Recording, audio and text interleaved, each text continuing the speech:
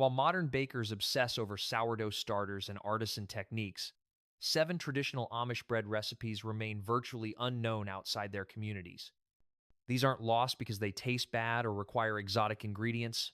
They're forgotten because modern kitchens lack the tools, time, and techniques that Amish bakers preserve through daily practice. Wood-fired oven bread.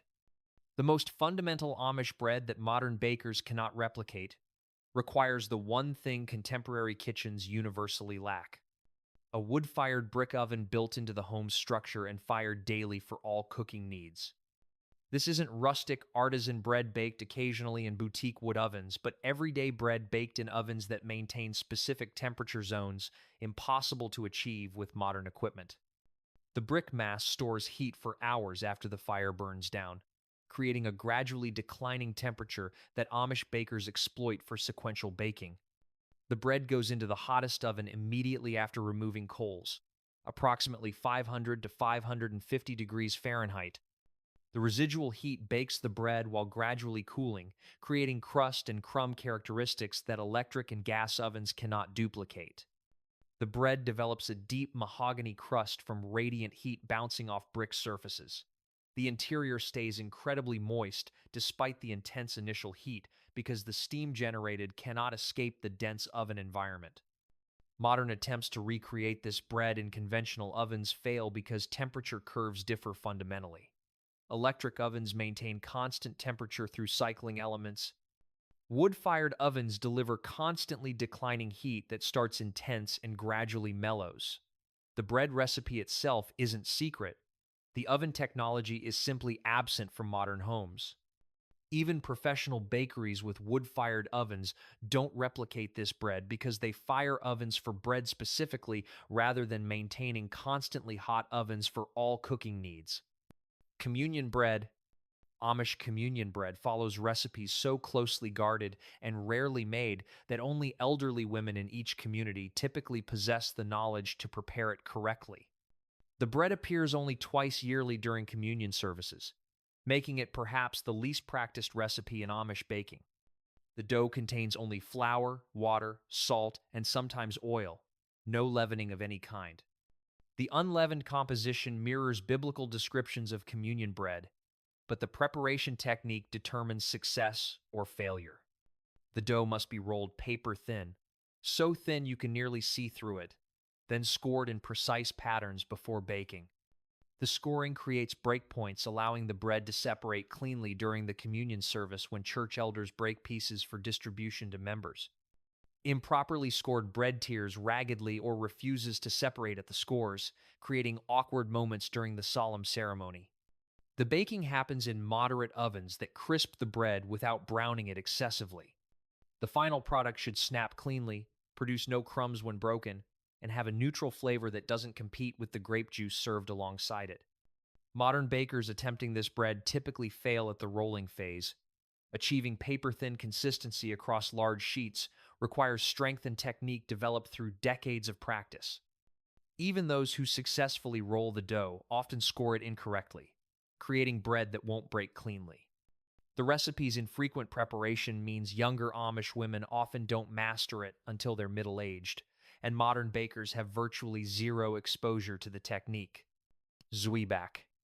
Zwieback, double-baked rolls traditional in Germanic Anabaptist communities, appears at every Amish wedding, funeral, and important gathering, but remains completely unknown outside these contexts, despite being spectacular bread that modern bakers would embrace if they knew it existed. The name Zwieback means twice baked in German, referring to the distinctive preparation that creates these rolls' unusual shape and texture. The dough itself is straightforward, yeasted sweet dough enriched with eggs and butter, but the forming technique baffles modern bakers, encountering it for the first time. Each roll consists of 2 balls of dough, one larger than the other. The larger ball forms the base. The smaller ball gets placed on top and pressed down with a finger, creating an indentation that bonds the two pieces during baking. This creates rolls resembling snowmen, round bottom, smaller round top, with a characteristic pressed connection between them. The first baking happens in hot ovens that set the structure and create golden crust. After cooling, the rolls are sliced and returned to low ovens for the second baking that gives zwieback their name. This drying phase removes moisture, creating rolls that stay fresh for weeks without refrigeration, crucial for multi-day celebrations where food must remain edible without modern preservation. Modern bakers rarely encounter zwieback because the recipe exists almost exclusively in Amish and Mennonite communities. Those attempting to recreate it from descriptions typically struggle with the forming technique. Getting the two balls to bond properly requires specific dough consistency and pressing technique that written instructions cannot fully convey. Outdoor oven flatbread. During summer months, when heating indoor kitchens becomes intolerable, Amish women bake flatbreads in outdoor ovens that bear no resemblance to modern pizza ovens or outdoor grills. These simple brick or stone structures reach temperatures that would damage conventional outdoor cooking equipment. The flatbread dough ferments for 12 to 24 hours, developing flavor complexity that quick modern breads cannot achieve. The long fermentation also makes the dough incredibly extensible. It stretches into paper-thin sheets without tearing, essential for flatbreads that will bake in seconds rather than minutes. The outdoor oven reaches 700 to 800 degrees Fahrenheit through extended wood firing. The flatbreads get stretched to plate size or larger, so thin you could read through them, and slapped directly onto the oven floor. They bake in 60 to 90 seconds, emerging with characteristic black-spotted crusts and chewy, crispy texture impossible to achieve in moderate temperature home ovens. These flatbreads serve as everyday bread during summer, accompanying meals the way rolls or sliced bread do in winter. Families consume them immediately since they don't keep well. The thinness that makes them spectacular fresh makes them cardboard stale within hours. Modern bakers cannot recreate this bread because few possess outdoor ovens reaching necessary temperatures, and those who do typically use them for pizza rather than developing the flatbread stretching skills that require years of practice. The dough handling technique, spinning and stretching large rounds to paper thinness without tearing, takes so long to master that casual bakers give up long before achieving competence. Harvest loaves. During harvest season, when men work 18-hour days in fields, Amish women bake enormous loaves, 3 to 4 times normal bread size, that provide sufficient calories for workers performing brutal physical labor in exhausting heat. The dough itself contains higher fat content than normal bread. Extra eggs, butter, or lard that would seem excessive in everyday baking but becomes necessary when feeding men burning 6,000 to 8,000 calories daily through manual harvest work. The enrichment prevents the dry, crumbly texture that oversized loaves develop when made with lean dough. Each loaf weighs 4 to 6 pounds after baking and measures roughly twice the length and width of commercial bread. Baking these massive loaves requires skill that modern bakers lack. The exterior must develop protective crust before the interior overcooks, requiring precise oven temperature management and rotation timing that comes only through experience. The loaves cool for hours before slicing because cutting them warm would compress the crumb and release moisture that needs to redistribute throughout the interior. By evening, when the loaves finally get sliced, their texture has stabilized into dense but tender bread that makes sandwiches substantial enough to sustain workers through morning field labor. Modern commercial bread pans cannot accommodate loaves this size. Home bakers attempting to create them in roasting pans typically produce bread with burned exteriors and raw centers because they lack the oven management skills and temperature intuition that Amish bakers develop through making these loaves annually during harvest weeks. The bread's seasonal nature means even young Amish women don't master it until they've baked it through multiple harvest seasons. Funeral bread. When death occurs in Amish communities, specific women known for their funeral bread receive requests to bake for the gathering that follows burial. This bread differs from everyday varieties through both recipe and symbolic significance that modern bakers would find difficult to appreciate. The dough contains rye flour in higher proportions than typical mixed-grain breads, sometimes 50% rye, 50% wheat, The rye creates a darker color and more somber appearance appropriate for mourning contexts.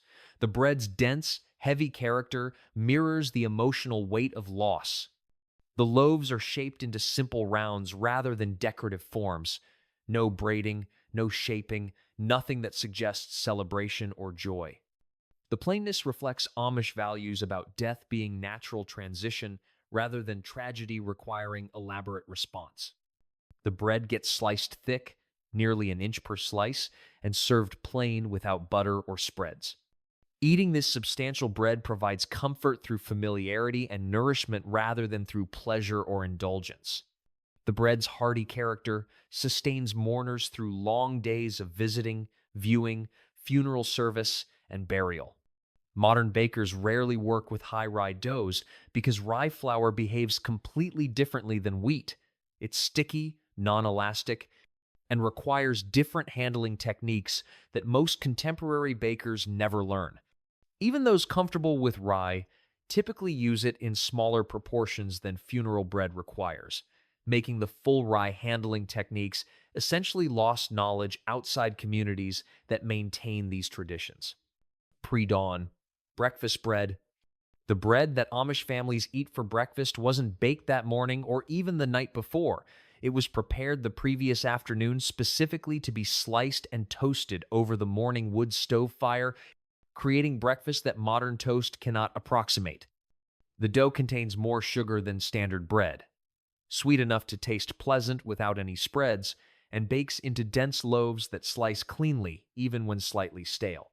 The intentional staleness is crucial because fresh bread becomes gummy when toasted over open flames, while day-old bread develops crispy exterior while maintaining tender interior. The toasting happens directly over wood coals, using long forks to hold bread slices near flames.